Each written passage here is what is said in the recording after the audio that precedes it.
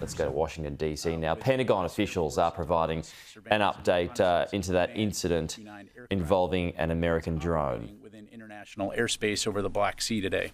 To recap, at approximately 7:03 a.m. Central European time, one of the Russian Su-27 aircraft struck the propeller of the MQ-9, causing U.S. forces to have to bring the MQ-9 down in international waters. Several times before the collision, the Su-27s dumped fuel on and flew in front of the MQ-9 in a reckless and unprofessional manner.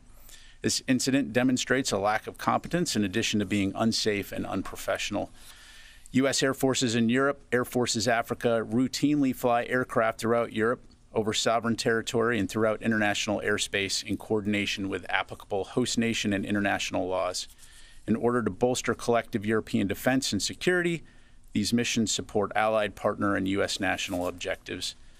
As the U.S. Air Forces in Europe, Air Forces Africa commander emphasized in European Command Statement, quote, U.S. and allied aircraft will continue to operate in international airspace, and we call on the Russians to conduct themselves professionally and safely.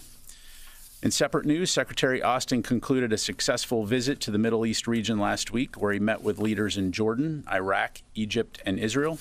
The week-long trip served to deepen defense partnerships and enable the exchange of views on shared regional and global security challenges.